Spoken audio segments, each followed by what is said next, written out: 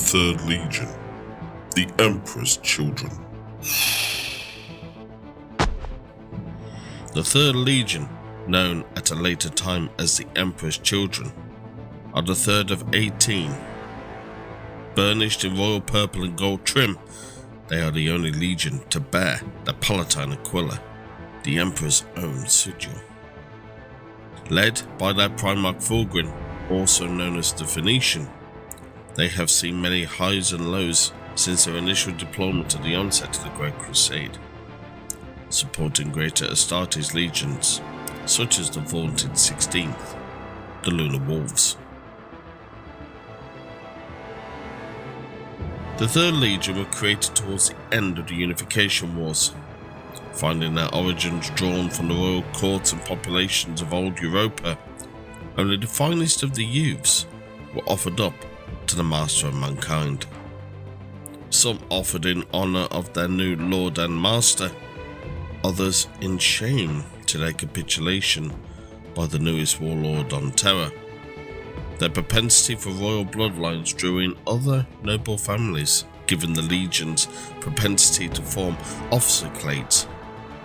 They were selected to lead base human soldier into battle at the earliest stages. Unusual amongst the other transhuman Astartes, such warriors stemmed from noble lineage make for excellent leaders of men. They have the understanding of the strengths and weaknesses of the various forces of mankind serving under the Emperor, and have the martial history to draw upon to ensure that such actions remain successful. They revel in search of a perfection in all its martial doctrine, from the perfect kill with a blade to the perfection of a long-range bolter shot from a selected sniper position on a world shrouded in urban devastation. All aspects of war count someone from the Third Legion in search of that ultimate answer. What lengths would you go to in order to find perfection in your chosen field of martial study? Although not seeing massed battles among their fellow Astartes at the time due to their fledgling numbers, they were in fact responsible for the successful campaign to pacify and clear the Antarctic reaches. Leading Army Group Antilles, their commanders knowingly used their superior tactics and knowledge of warfare to maximise the impact of the base soldiers under Imperial control. Their superior tactics and campaign management made what could have been a martial slog for dominance into a lightning sprint for compliance. However, greater recorded actions would defy them before the end of the Unification Wars.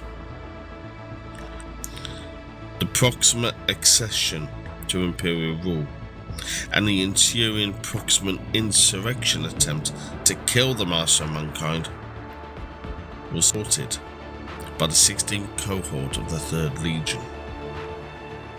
The Emperor, badly wounded by vortex grenade which killed almost his entire defense cadre of custodian warriors, was only stymied by the timely defense of the aforementioned 16th cohort.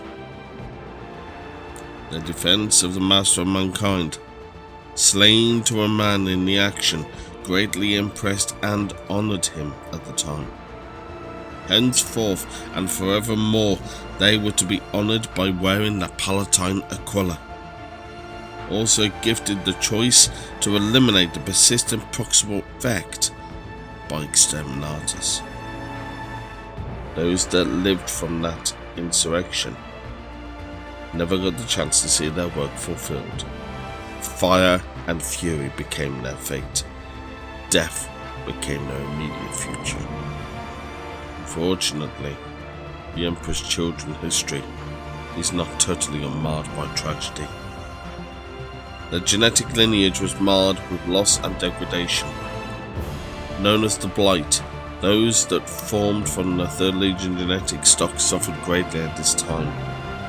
having lost a vital collection of genetic material by surprise assault from renegade Selenite holdouts on Luna, their genetic longevity seemed to be in doubt, until their Primarch was reacquainted with his sons.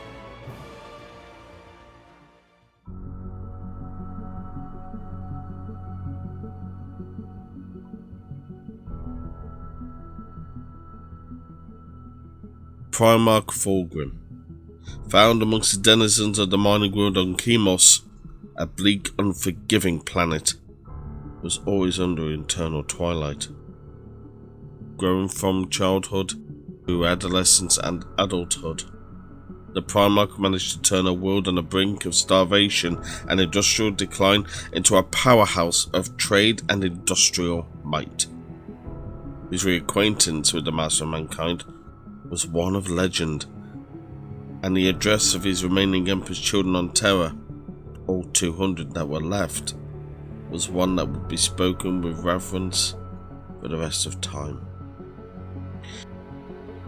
He focused for the next decade while his legion was reforged from his own genetic template to learn what he could about his role in the Greater Imperium, his legion, the ways of war from his brother Horus Lupercal, Primarch of the 16th. They pushed back the horrors of old night. Together, they reshaped the nascent Third Legion into one of perfection in all things, not only of martial logic, but also in the form of art, poetry, and more aesthetic aspects of culture. The Primarch's armour is therefore a thing of wonder.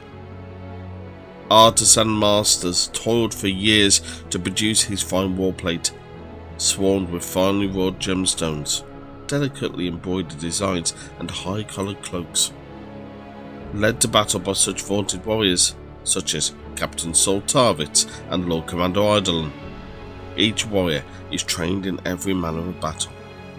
They excel in one-on-one challenges or focused strikes, bearing up opposite methods of battle to the legions that they share an affinity with, such as the ironclad Iron Hands or the lightning-striked assault patterns used by the Lunar Wolves and White Scars.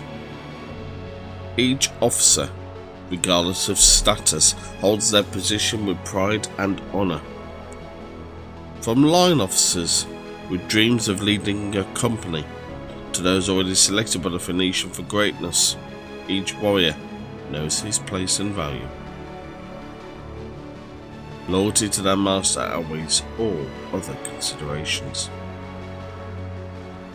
Their formations are ordered and precise, formations remaining largely uniform through the ages. Each squad has a specific role to fill, and they aim to prosecute such orders and roles with the martial grace and lethal precision. They believe in fast-moving assaults and the advantage of moving and striking first. Power lances and spears are seen as much as powered rapiers and battle sabers. Dueling itself is an art form, and no officer ever enters battle with a dulled blade at their side. The propensity for Skyhunter squads and jet bike mounted units landing from the heavens on clouds of fire are well documented. Brute voluminous warfare favoured by those with the numbers to pull it off is a rare thing amongst the Emperor's children, forming a polar opposite to those amongst the 10th and 16th that prefer massed infantry assaults. Plans for war are expertly planned, meticulous in detail. However, surprise deviation against such a detailed plan of attack can leave a notable officer wrong-footed, unable to adapt quickly or improvise. Regardless, their way of war has proven fruitful, so their numbers have been bolstered, utilising their advantages in martial style to lethal effect. So, why choose the 3rd Legion? Do you see yourself as a person focused on the perfect kill? The parting of neck from skull as an art form in its own right? Do you consider the touch of an artist's brush as important as the bolcho you load into your finely cleaned weapon? Do you long to form a vanguard to forces from the sons of Horus and Iron Hands, all the while honouring the master of mankind by wearing his personal heraldry? If the answer is yes, then I would consider joining the 3rd Legion.